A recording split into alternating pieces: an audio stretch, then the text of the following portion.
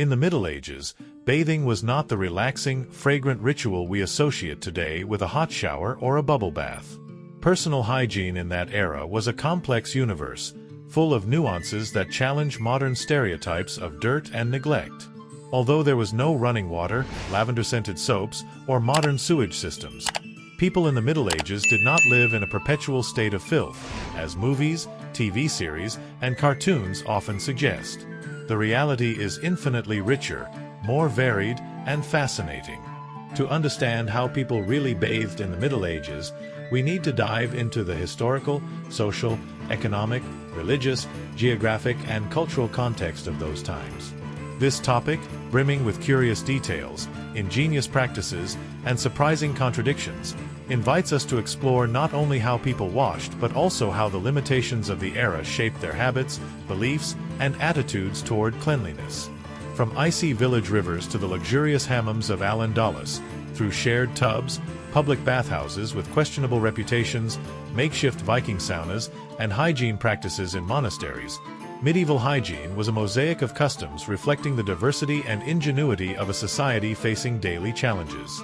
Let's unravel this fascinating tapestry, debunking myths, revealing realities, and exploring every corner of medieval daily life related to bathing, from the humblest methods to the most sophisticated, and from the remotest villages to royal courts. Access to water was the first major obstacle. Today, turning on a faucet gives us instant clean water, but in the Middle Ages, obtaining clean water was an exhausting, costly, and sometimes dangerous task. In cities, rivers were the primary source, but their quality was often poor.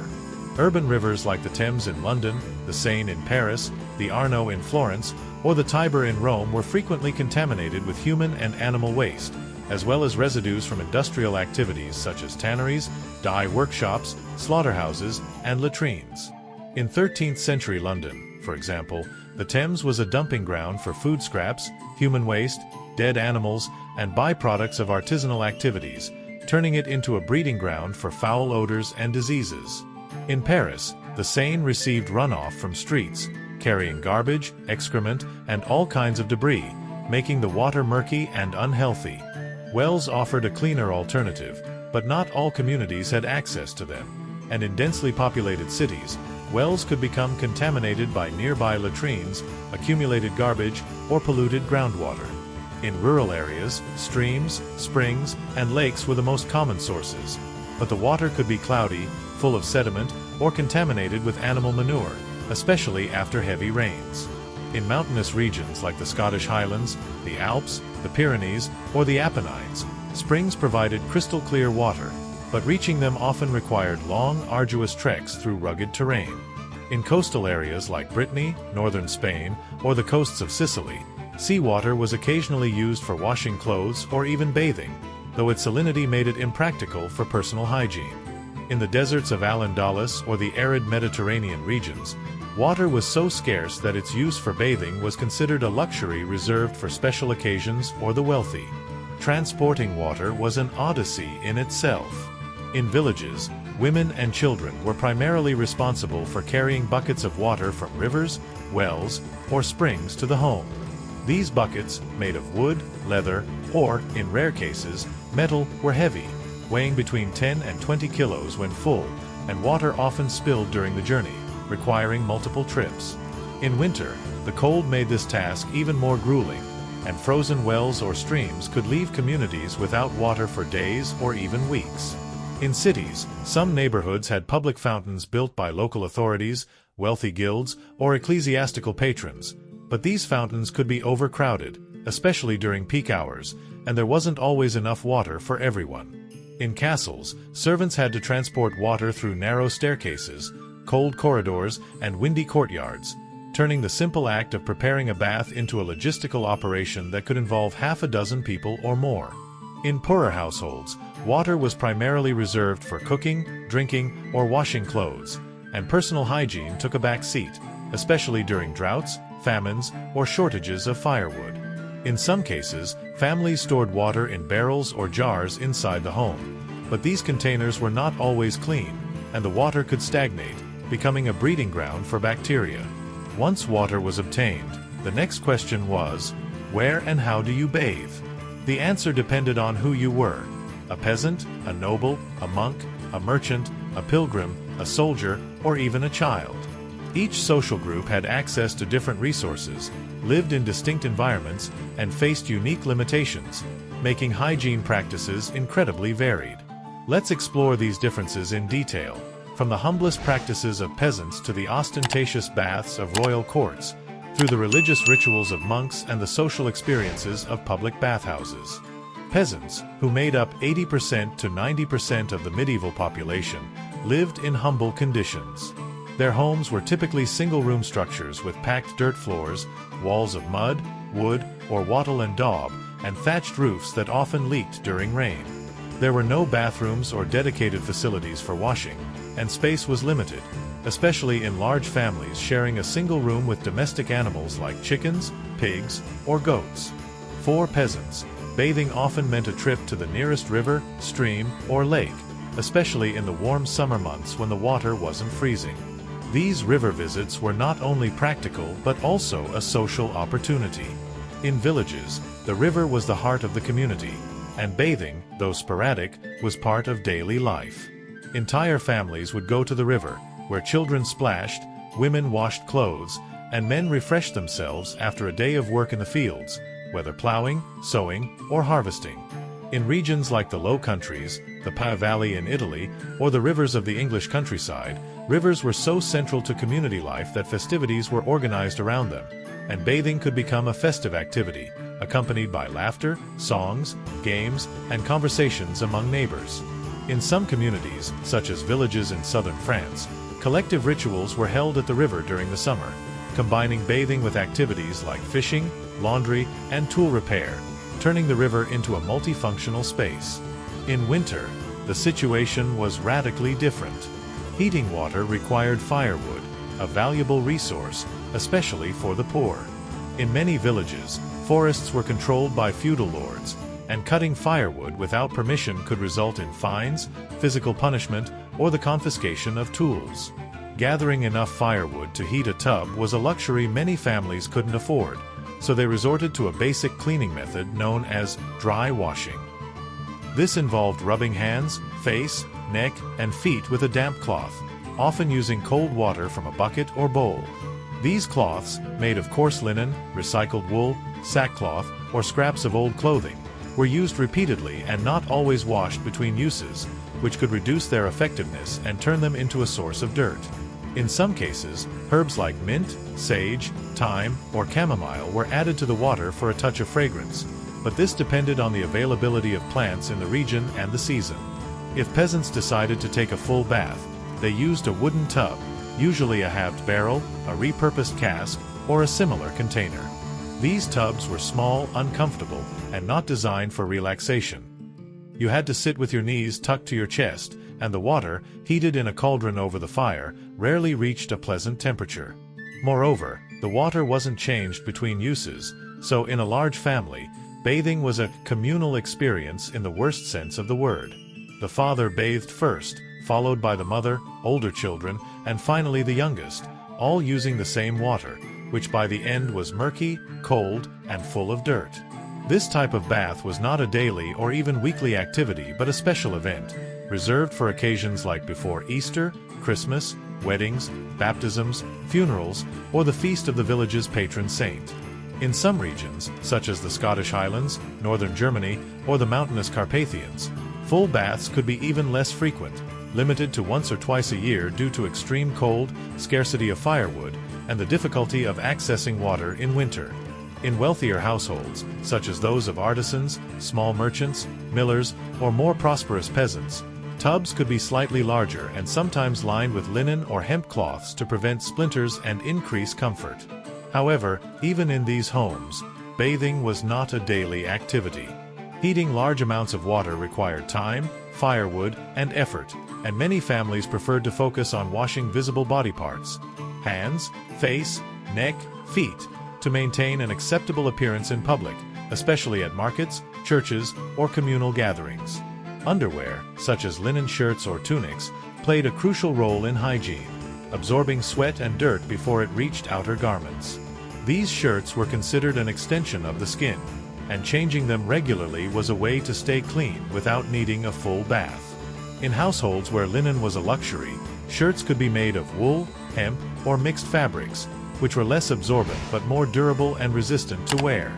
In castles and noble households, hygiene reached a more sophisticated level, though it remained a relative luxury. Nobles had access to more resources, such as firewood, water, servants, and, in some cases, rudimentary plumbing systems. But heating water was still a laborious task requiring significant effort.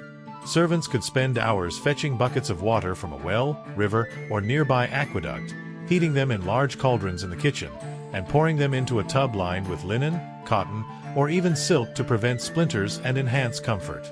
Some castles had dedicated bathing rooms, known as stews or bath chambers, which could include wooden tubs, carved stone bathtubs, or even small pools in the most opulent castles of kings or high nobility. These rooms were a sign of wealth and prestige, but not all castles had them, and in many cases, portable tubs were brought to the lord's or lady's chamber for greater comfort and privacy. Preparing a bath in a castle was almost a theatrical production, with a well-defined choreography involving multiple servants.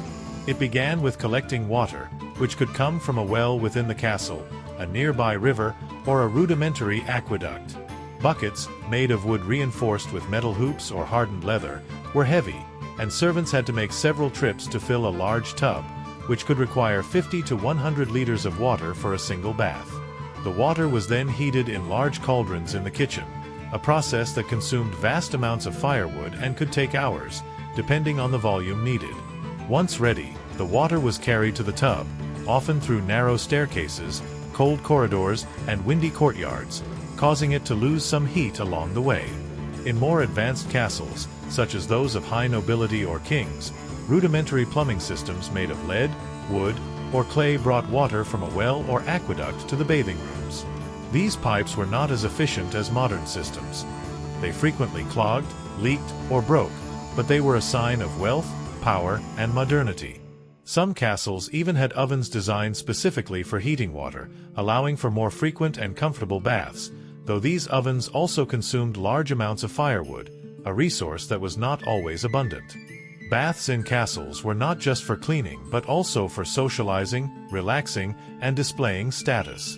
It was not uncommon for a noble to invite a friend, ally, ambassador, or even a rival to share a bath while discussing political strategies, plans for the next hunt, marriage agreements, peace treaties, or territorial disputes.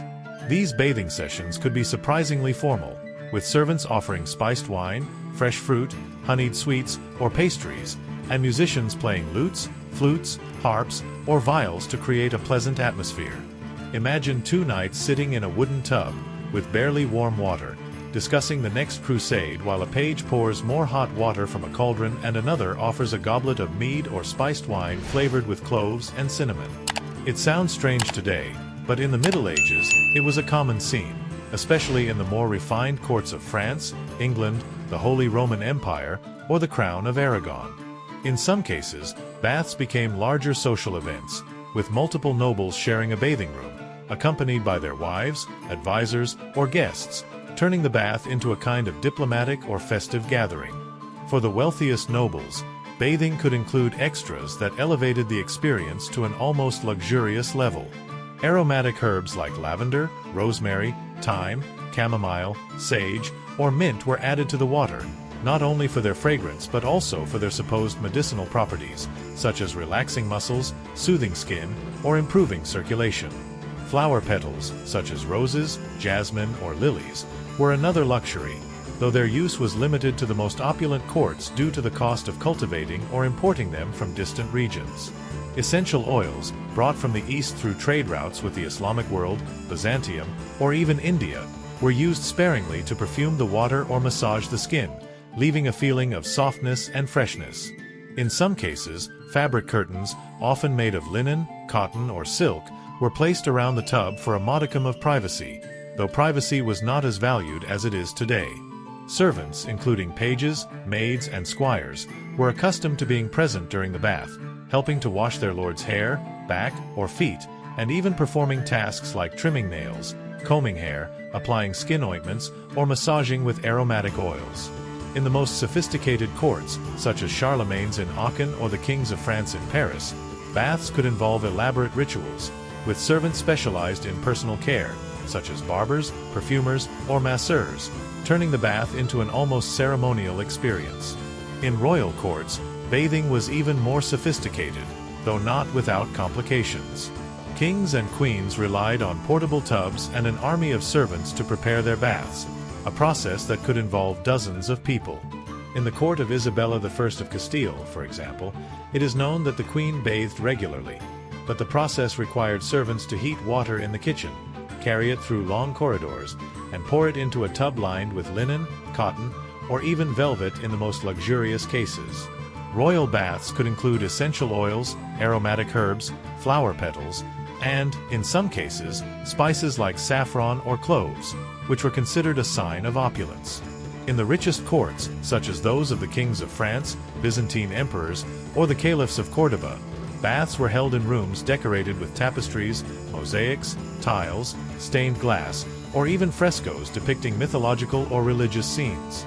However, these baths were still occasional events, not daily, as the logistical effort was considerable. Moreover, monarchs had to worry about security. In an era of political intrigues, plots, and assassinations, a bath could be the perfect moment for an attack, so trusted servants kept a close watch, and in some cases, armed guards were stationed near the bathing room. In the most opulent courts, baths could become true spectacles, with musicians playing lyres, harps, lutes, or trumpets, servants offering exotic fruits like oranges or figs, and poets or troubadours reciting verses in honor of the king or queen. In monasteries, bathing had both practical and symbolic significance. Monastic orders, such as the Benedictines, Cistercians, Cluniacs, Carthusians, or mendicant orders, followed strict rules that included hygiene regulations, detailed in the order statutes or the writings of founders like the Rule of Saint Benedict. In many monasteries, specific days were designated for bathing, tied to religious festivities such as Lent, Christmas, Easter, Pentecost, or the feast of an important saint like Saint John the Baptist or Saint Benedict. Monks bathed in communal tubs or baths designed for the community, and the act of bathing was seen as a form of physical and spiritual purification, aligning with the Christian idea of cleanliness as preparation for prayer, communion, or sacraments. Monasteries often had ingenious systems for channeling water from rivers, springs, or underground aquifers, and some had rudimentary pipes, stone, wood, or clay channels, or even small aqueducts to bring water to the baths. For example, in the monastery of Cluny in France, communal baths were built with a heating system using underground ovens, a technology inherited from Roman baths and adapted for monastic needs. In the Cistercian monastery of Revo in England, monks designed a system of channels that brought water from a nearby river to the baths and latrines, showcasing an impressive level of engineering for the time. However, not all religious figures were enthusiastic about bathing.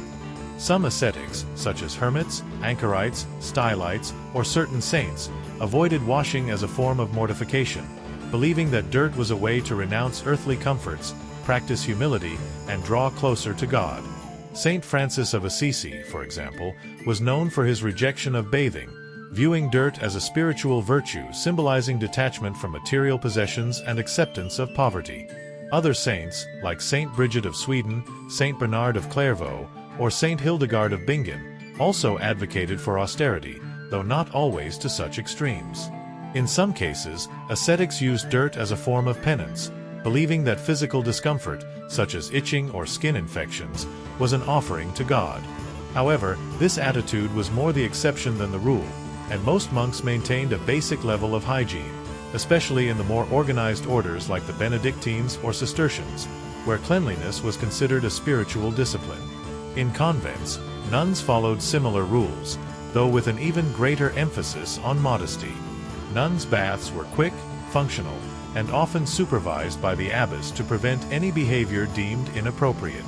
In some cases, nuns used curtains, screens, or wooden partitions for privacy, though space in convents was limited, and communal baths were common, especially in less strict orders like the Beguines. In cities, hygiene took a more interesting and complex turn with public bathhouses, known as stews, steam baths, or bathhouses. From the 12th century onward, these establishments became popular in many European cities, such as London, Paris, Florence, Cologne, Bruges, Toledo, Siena, Bologna, Lisbon, and Barcelona. Public bathhouses were a kind of medieval spa, where people could wash, relax, socialize, and, in some cases, receive medical or cosmetic treatments. They were not exclusive to the wealthy. Artisans, merchants, clergy, students, pilgrims, and even humble workers like weavers or carpenters could afford an occasional visit, though prices varied depending on the quality of the establishment. Public bathhouses offered hot water tubs, steam rooms, small pools, and, in the more sophisticated ones, additional services like massages, barbering, manicures, pedicures, food, drink, or even live music. They were especially popular among men, who saw them as a place to close business deals, discuss politics, debate philosophy, plan weddings, or simply hang out with friends. Women also frequented them, often during separate hours or in exclusive sections to avoid conflicts with the moral standards of the time, though in some places, like certain cities in Germany, Flanders, or southern France, bathhouses were mixed, sparking controversy among ecclesiastical and civil authorities who feared these places encouraged immoral behavior. Not everything in public bathhouses was as clean as it sounds. In many cases, the water in the tubs wasn't changed frequently enough, and bathhouses could become breeding grounds for infections if not properly maintained. For example, during the Black Death in the 14th century, some doctors and authorities blamed public bathhouses for spreading the disease, as shared water and warm, humid conditions could facilitate the transmission of infections. This led to their temporary closure in several cities, such as Florence, London, and Paris, though they reopened once the epidemic subsided. Additionally, some bathhouses had a dubious reputation, as they were associated with activities like prostitution, gambling, excessive alcohol consumption, or even fights. In cities like Paris, London, and Cologne, authorities tried to regulate bathhouses with ordinances that limited hours, prohibited mixed bathing, imposed fines on owners who didn't keep facilities clean, or required regular inspections to ensure hygiene. However, these regulations were not always enforced, and bathhouses remained a hub for social, cultural, and sometimes political activity, where rumors could be heard, business deals sealed, or even rebellions planned. Public bathhouses also had a cultural and social component. They were a place where different social classes mingled, though the wealthy often had access to private tubs, exclusive rooms, or special hours to avoid mixing with the lower classes. In larger cities like Paris, Florence, Cologne, or Venice, public bathhouses could be quite elaborate, with decorations of mosaics, tiles, Gothic arches, stone vaults, or painted ceilings inspired by Roman baths. For example, in 13th century Florence, public bathhouses were known for their hot water pools, steam rooms, and vaulted ceilings, attracting both locals and travelers, including merchants, pilgrims, and university students. In Cologne, bathhouses were located near the Rhine, and some offered river views, making them popular among merchants traveling through northern Europe's trade routes. However, in poorer neighborhoods, bathhouses could be little more than a damp, dark room with a couple of dirty tubs and lukewarm water, limiting their appeal and effectiveness. In London, the bathhouses of Southwark, known as stews, were famous for their lively atmosphere but also for their association with less respectable activities like prostitution, leading to strict regulation by municipal authorities in the 13th century. In some cities, bathhouses were such a lucrative business that owners competed to attract customers with additional amenities. In Bruges, for example, bathhouses offered spiced wine, freshly baked bread, cheeses, cured meats, and musicians playing lutes, flutes, harps, or drums to entertain bathers. In Paris, some bathhouses had small libraries where clients could read manuscripts, religious texts, or even poetry while relaxing, reflecting the growing urban culture and rising literacy among merchants, artisans, and students. In Venice, bathhouses were influenced by Byzantine and Islamic traditions, offering services like massages with scented oils, hair removal, or hair dyeing with henna, making them a center for personal care and socializing. In London, the Southwark bathhouses were so popular that they became a destination for travelers arriving in the city, though their mixed reputation made them avoided by the more religious or respectable. In Al-Andalus, Muslim Spain, public bathhouses, or hammams, were a marvel of engineering, aesthetics, and culture. Inspired by Roman baths and Byzantine traditions, hammams were common in cities like Córdoba, Seville, Granada, Toledo, Malaga, Valencia, and Zaragoza. These bathhouses were not only for cleaning but also for socializing, relaxing, meditating, and fulfilling Islamic religious practices, which emphasize cleanliness as an act of purification before the 5 daily prayers. Hammams had a sophisticated design, with underground heating systems, hypocaustum, that kept water and air warm, hot and cold water pools, steam rooms, and rest areas decorated with mosaics, tiles, horseshoe arches, marble columns, ornamental fountains, and starry ceilings. The bathing process in a hammam followed a specific ritual. It began in a warm room, where bathers sweated and relaxed their muscles, continued in a hot room with hot water pools and steam, where they washed with soap, received massages with scented oils, or exfoliated their skin with horsehair gloves, and ended in a cold room to close pores, refresh the body, and rest on stone or wooden benches. In some hammams, scented water fountains sprayed the air, creating a complete sensory experience. Hammams were a cultural meeting point where Muslims, Christians, and Jews interacted, though often at separate hours to respect religious and social norms. Women had their own hours or exclusive sections, where they could enjoy beauty treatments like hair removal with sugar and lemon mixtures, halawa, massages with jasmine, orange blossom, or sandalwood oils, hair dyeing with henna, or kohl application around the eyes. Men, meanwhile, used hammams to socialize, discuss business, negotiate contracts, debate theological or philosophical issues, or even plan political strategies.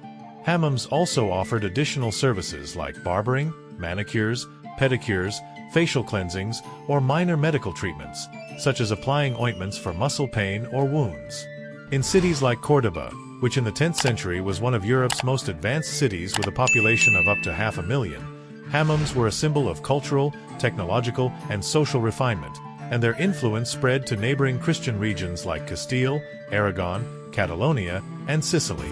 Even after the Reconquista, many hammams remained in use, especially in cities where Christians respected Muslim traditions, such as Toledo, Valencia, or Seville.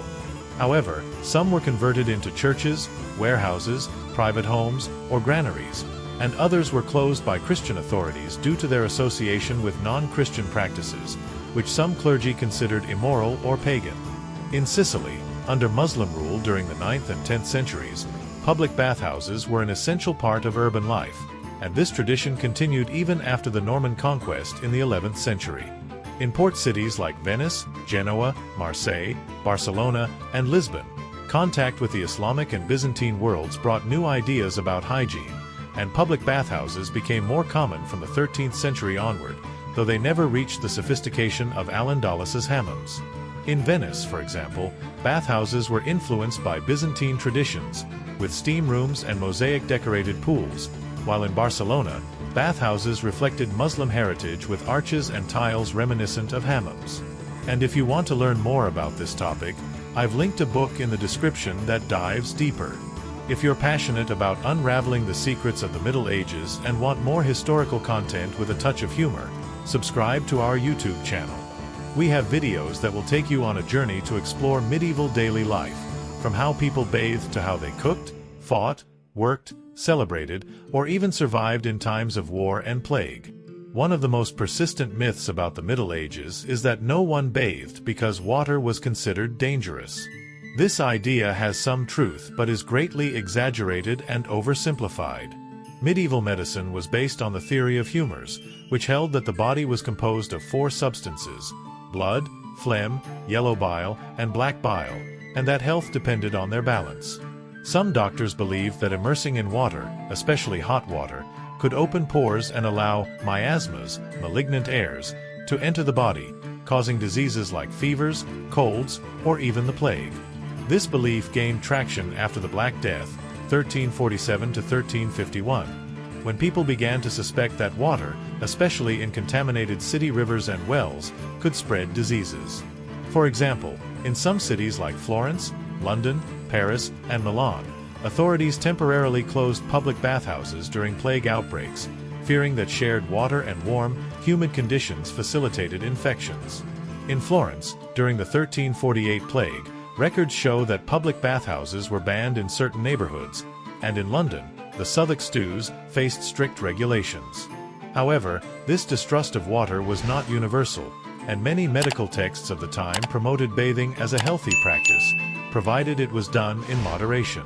The Regimen Sanitatis Salernitanum, a medical text from the 11th century school of Salerno, recommended warm baths to relax the body, improve circulation, relieve muscle pain, and balance the humors, but warned against overly hot or prolonged baths, which could weaken the body, cause fainting, or disrupt humoral balance.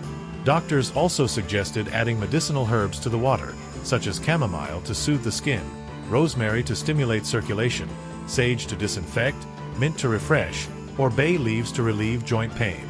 In some cases, cold baths were recommended for treating fevers, inflammations, or even nervous conditions, though these were less popular due to discomfort, especially in Northern Europe, where the climate could be harsh.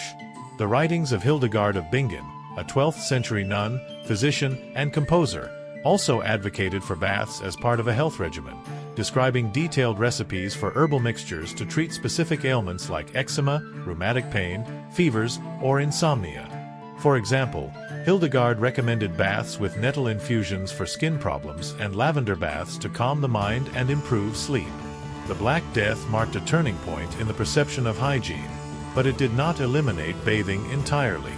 In regions with strong Roman or Islamic influence, such as Italy, Spain, Sicily, and southern France, the culture of bathing persisted, albeit with certain restrictions. In Northern Europe, where the climate was colder and resources scarcer, hygiene became more sporadic, especially among peasants who relied on icy rivers or makeshift tubs.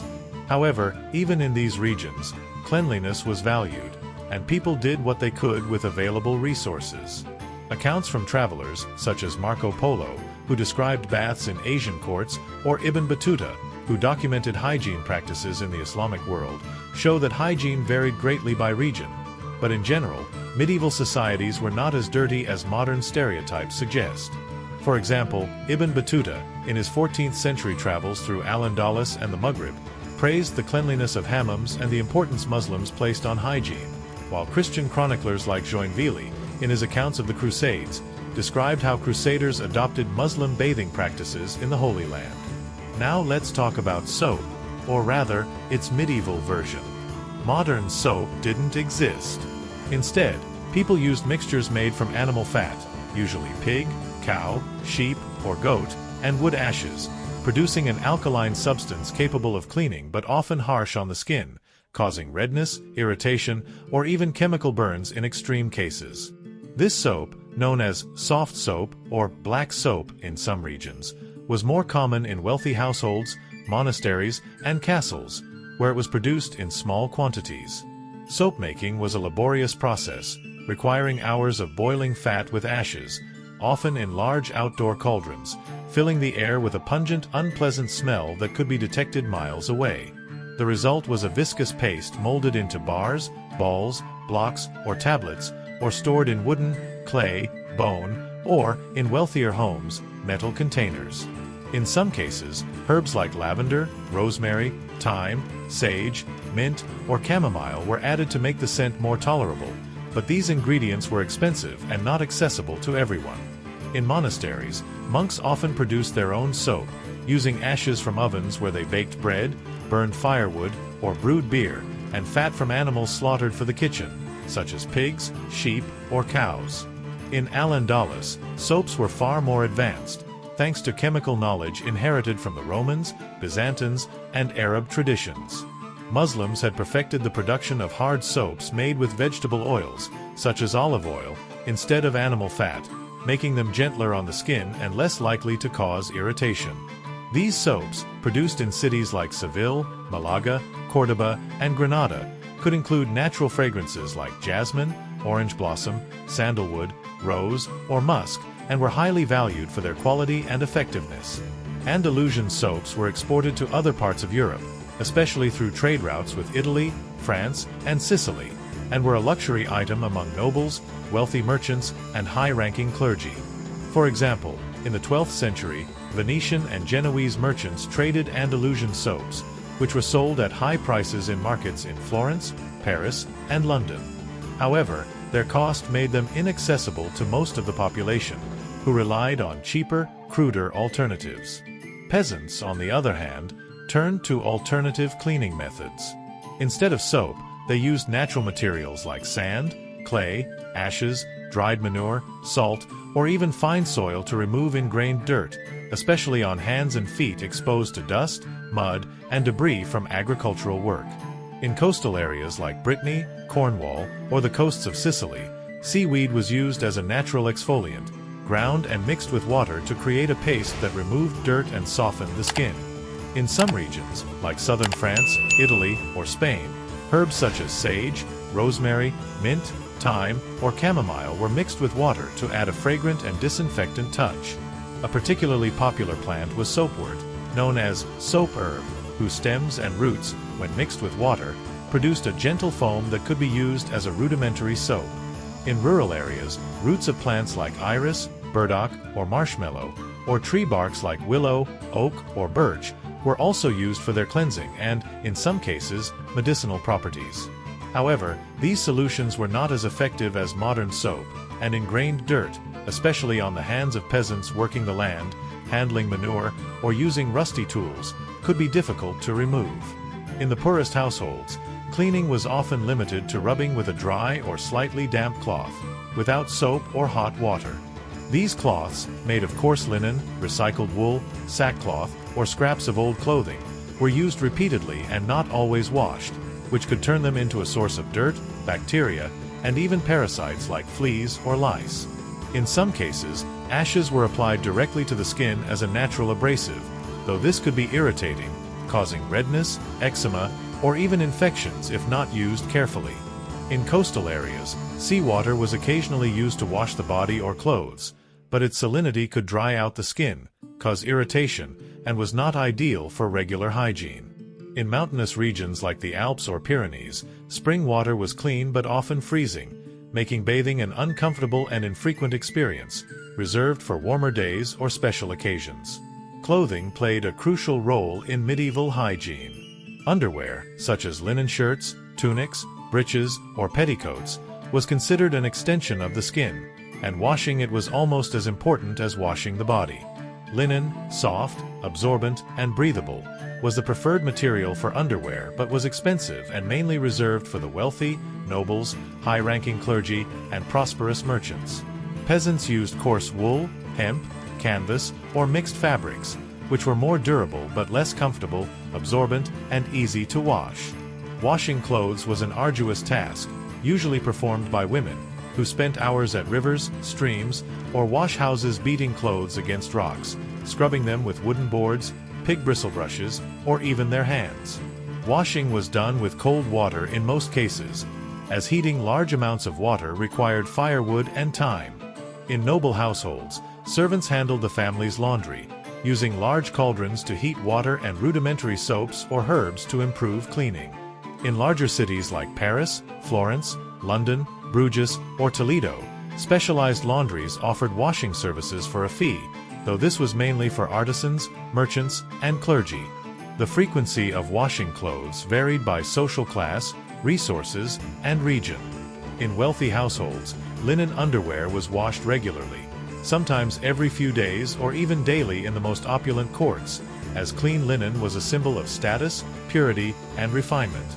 In royal courts, such as Charlemagne's in Aachen, Alfonso X of Castile's, or Louis IX of France's, wardrobes were filled with linen shirts, tunics, and petticoats that were changed frequently, often decorated with embroidery, lace, or silk details to display wealth. In contrast, peasants might wash their underwear only once every few weeks, and outer garments like cloaks, dresses, doublets, woolen capes, or leather jackets could go months without washing, as they were designed to be durable, resist wear, and hide dirt. In some cases, clothes were washed without water, by shaking them, brushing them with wooden or bristle brushes, or airing them in the sun to remove dust, mud, and surface dirt. This practice was common among travelers, soldiers, pilgrims, and shepherds, who lacked regular access to clean water or soap. The laundry process was not just about cleanliness but also about social status, gender, and community organization. In noble households, clean, well-maintained clothing was a way to display wealth, prestige, and personal care. Embroidered or lace-trimmed linen shirts were a luxury, and wealthy families could afford to change them frequently, sometimes daily, requiring a team of servants dedicated to washing, drying, ironing, and storing clothes. In royal courts, like those of Charlemagne, Isabella I of Castile, or Richard the Lionheart, clean underwear was an obsession, and monarchs had wardrobes full of shirts, tunics, and cloaks that were changed regularly to maintain an impeccable appearance. In contrast, peasants often wore the same shirt for days or weeks, patching it with scraps of fabric when it wore out or tore. In cities, professional laundresses offered their services to artisans, merchants, clergy, and students, but even they couldn't afford to wash clothes more than once every few weeks, especially during times of scarcity. In some cases, clothes were dyed dark colors like brown, black, or dark green to hide dirt, a common practice among manual workers, soldiers, and travelers. Body odor is another topic worth addressing. In an era without deodorants, sweat was simply a part of life and not considered as offensive as it is today.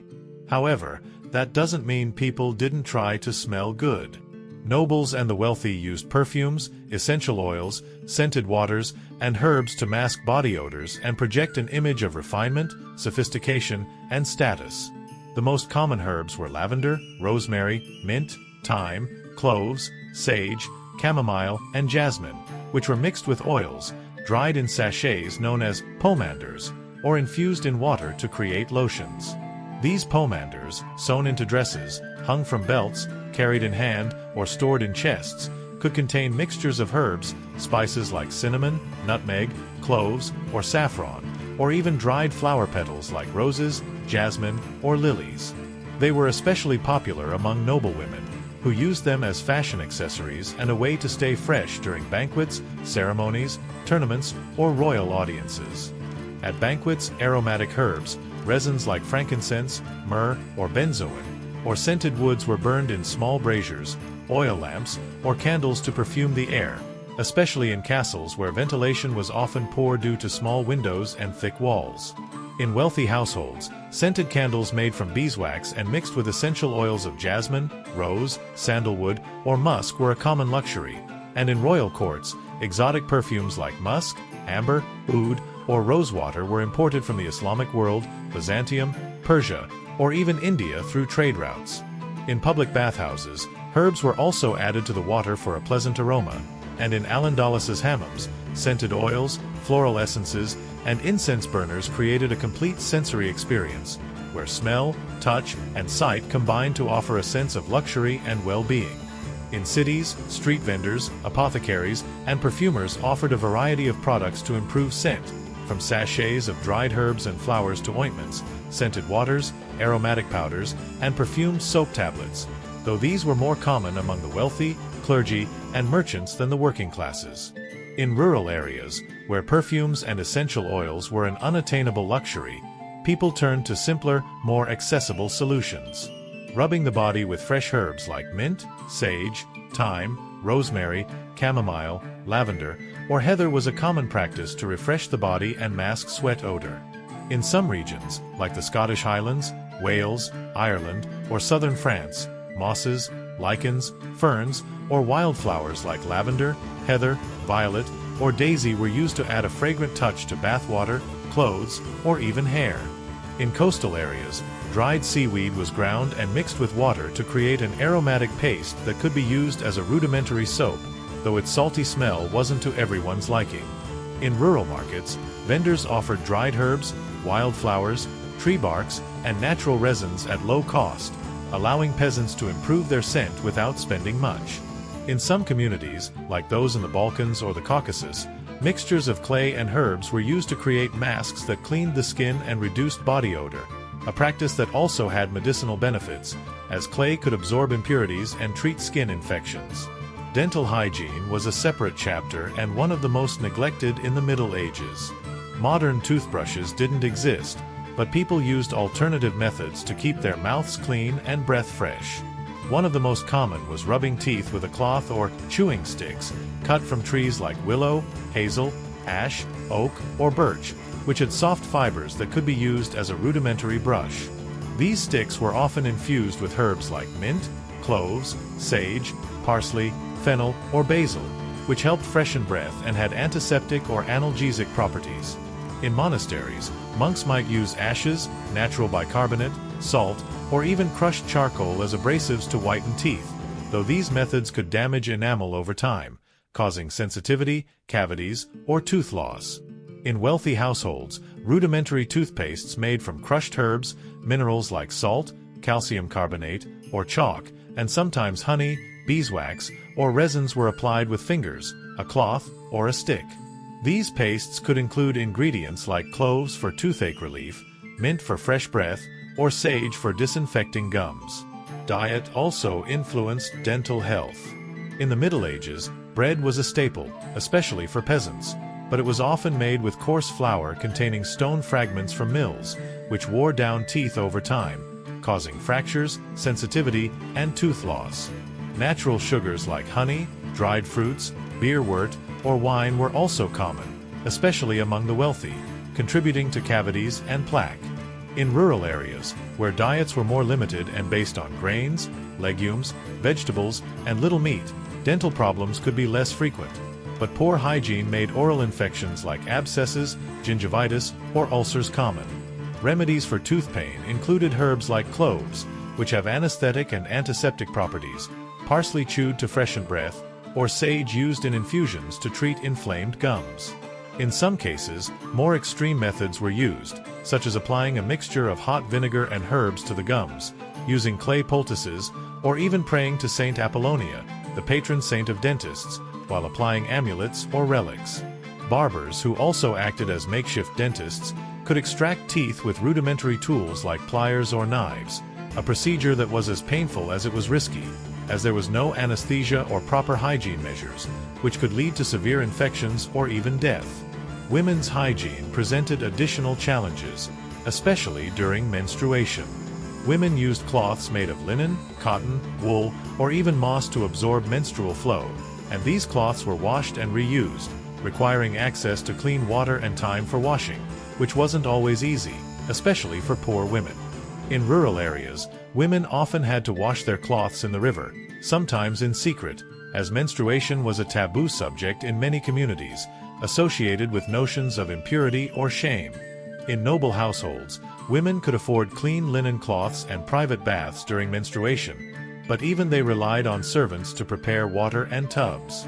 In convents, nuns followed strict hygiene practices during menstruation, but always within the order's modesty rules, meaning baths were quick, functional, and often supervised by the abbess to prevent any behavior deemed inappropriate. In some communities, like Al-Andalus, women used herbal mixtures, such as chamomile or rosemary, to relieve menstrual pain and maintain hygiene, and hammams offered a private space where they could wash and relax during this period. Body hair is another curious topic. In the Middle Ages, hair removal was not as common as today, but some women, especially nobles, used methods to remove hair from eyebrows, faces, armpits, or even legs. Methods included tweezers made of metal or bone, natural resins made from tree sap, beeswax and honey mixtures, or even depilatory pastes made with dangerous ingredients like quicklime, arsenic, or sulfur, which could cause burns, irritation, or poisoning if not used carefully. In Al-Andalus, hair removal was more common, and women used sugar and lemon mixtures, similar to modern wax, known as halawa, which were effective but painful and required skill to prepare correctly without burning the skin. In hammams, women could hire specialized assistants for hair removal, using threads, resins, or pastes to leave the skin smooth and clean. Men, on the other hand, rarely depilate, though knights, clergy, and courtiers sometimes shaved their beards, mustaches, or hair as part of preparation for war, religious ceremonies, or royal audiences. In public bathhouses, barbering services were also available, where men could get haircuts, shaves, or even nail trims, often while chatting with other clients or playing games like chess or dice. Children's hygiene also deserves mention. Babies relied entirely on their mothers, caregivers, or wet nurses to stay clean, and in poor households, this meant washing them with cold water or damp cloths, often without soap. In some cases, milk, considered gentle on the skin, or herbal infusions like chamomile were used to soothe irritations. In noble households, babies could be bathed in small tubs designed specifically for them, sometimes decorated with paint, carvings, or fabrics for added comfort. These tubs were filled with warm water and herbs, and wet nurses or maids handled the washing with care. However, children's hygiene was limited by the same water and resource constraints as adults, and children were especially vulnerable to diseases if not kept clean. In rural areas, children could go days or weeks without a full wash, increasing the risk of skin infections, lice, fleas, or diseases like scabies. In monasteries and convents, children living as novices, apprentices, or orphans followed strict hygiene rules, though they were often assigned tasks like cleaning tubs, fetching water, or washing clothes as part of their training. Travelers, such as pilgrims, merchants, soldiers, and troubadours, faced unique hygiene challenges. Pilgrims, traveling long distances to visit shrines like Santiago de Compostela, Rome, Jerusalem, or Canterbury, rarely had access to proper baths. At best, they washed in rivers, streams, public fountains, or wells, but often had to settle for wiping down with a damp or dry cloth. Inns and hostels offered tubs for guests, but these were not always clean, and sharing water with strangers was a common practice that could spread infections or parasites. Pilgrims saw bathing as a form of purification before reaching a shrine, but the conditions of the road, dust, sweat, mud, lice, made staying clean nearly impossible. Accounts from pilgrims, like those traveling to Santiago de Compostela in the 12th century, describe how dirt, sweat, and parasites were part of the experience, almost seen as a spiritual penance. Some pilgrims even avoided washing as a form of sacrifice, believing discomfort was an offering to God. Merchants, on the other hand, tried to stay presentable, as a good appearance could aid business negotiations, but they relied on inns, public bathhouses, or city fountains along their routes. Soldiers and crusaders faced even harsher conditions. During the Crusades, crusaders traveling to the Holy Land dealt with hot climates, dust, sand, and water scarcity, making hygiene a constant challenge. Many adopted Muslim bathing practices, such as hammams, which they found in cities like Jerusalem, Antioch, or Damascus. The Knights Templar and Hospitaller, for example, had strict cleanliness rules and used portable baths in their camps, consisting of wooden or fabric tubs filled with water heated over campfires. However, in the desert heat, water was scarce, and crusaders often resorted to washing with sand, dry cloths, or even soil, a practice known as dry bathing, common in arid regions. On the battlefield, hygiene often took a back seat, and soldiers could go weeks without washing, contributing to the spread of infections, lice, fleas, and diseases like dysentery, typhus, or camp fever. Crusader chroniclers, like Fulcher of Chartres or Joinville, describe how crusaders sometimes bathed in Holy Land rivers like the Jordan, not only for hygiene but also for religious reasons, as the river held spiritual significance as the site of Jesus' baptism. In port cities like Venice, Genoa, Marseille, Barcelona, Lisbon, or Constantinople, hygiene had a commercial and cultural dimension. Sailors, merchants, and travelers arriving from distant lands brought not only goods like spices, silks, and perfumes but also ideas about cleanliness. In Venice, for example, public bathhouses were a thriving business, and wealthy merchants could afford private baths in their homes, equipped with wooden, stone, or even bronze tubs and water heated in ovens or cauldrons. In Genoa and Marseille, bathhouses were influenced by Byzantine and Islamic traditions, offering services like massages, hair removal, hair dyeing, or facial cleansings. However, the high population density in cities also meant that dirt and disease were ever present, and public bathhouses weren't always enough to counter unsanitary conditions. In some cities, like London, authorities tried to regulate bathhouses to prevent them from becoming infection hotspots, but these regulations were not always enforced, and bathhouses remained a place where diseases could spread if not kept clean. Medieval technology also played a role in hygiene. In castles, plumbing systems made of lead, wood, clay, or carved stone could bring water from a well, river, or aqueduct to bathing rooms. In monasteries, monks designed ingenious systems to channel water from rivers or springs to baths, latrines, and kitchens, often using stone, wood, or clay channels or small aqueducts inspired by Roman models. In cities, Roman aqueducts remained in use in places like Lisbon, Seville, Rome, Constantinople, or Toledo, and public fountains were key to urban hygiene, where people collected water, washed clothes, bathed, or socialized. However, these systems were not available to everyone, and most of the population relied on rudimentary methods like carrying buckets of water from the nearest river, well, or fountain. In some cases, cities built public fountains for both practical and decorative purposes, and these became meeting points where people not only fetched water but also chatted, shared news, negotiated, or resolved disputes. Women played a crucial role in medieval hygiene, not only in their personal care but also in maintaining the cleanliness of the household and family. In addition to washing clothes, preparing baths, and caring for children, women were responsible for making homemade soaps, collecting herbs, drying flowers, and preparing infusions or ointments for hygiene and health. In poor households, this task fell to the mother, who often had to balance child care, cooking, weaving, sewing, and other domestic duties. In noble households, maids and servants prepared baths, heating water, mixing herbs, washing clothes, and ensuring tubs were clean. In public bathhouses, women also worked as assistants, helping clients wash, providing massages, performing hair removal, or applying beauty treatments like clay masks or scented oils. This work, though essential, was not always well regarded, and women working in bathhouses were sometimes stigmatized, especially if the establishment had a dubious reputation tied to prostitution or debauchery. In some cities, like Paris, London, or Florence, authorities tried to regulate these women's work with ordinances that limited their roles, set exclusive hours for women, or imposed dress codes to prevent behavior deemed immoral. The climate played a crucial role in hygiene. In Northern Europe, where winters were long, cold, and wet, baths were less frequent, especially among peasants who relied on icy rivers or makeshift tubs. In Scandinavia, the Vikings had a reputation for being cleaner than modern stereotypes suggest.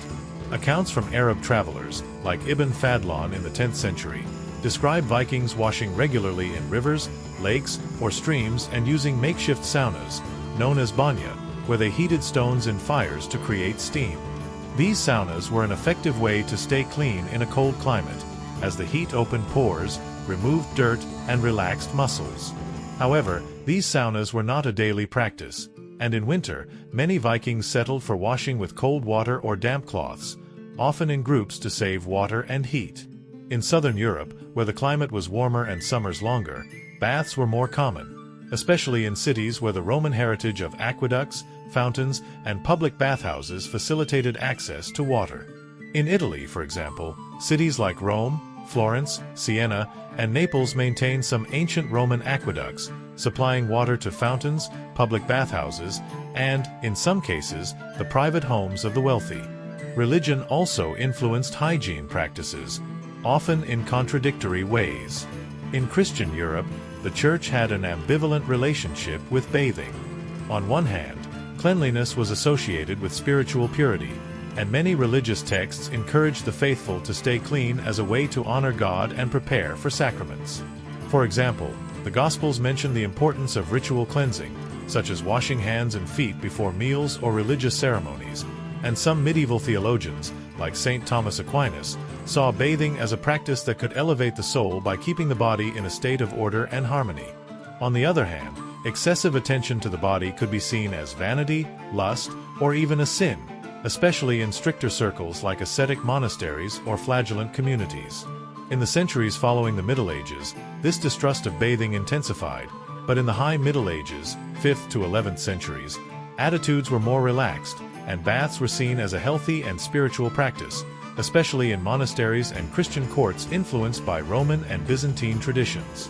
In Islam, however, cleanliness was a religious obligation, and Muslims in Al-Andalus followed strict hygiene practices, such as washing hands, feet, face, nostrils, and mouth before the 5 daily prayers, as well as performing full ablutions, ghusl, in cases of ritual impurity, like after menstruation or sexual relations. This cultural difference influenced Christian regions in contact with the Islamic world, such as Sicily, Spain, southern Italy, and the Crusader lands in the Holy Land. Children's hygiene was another challenge.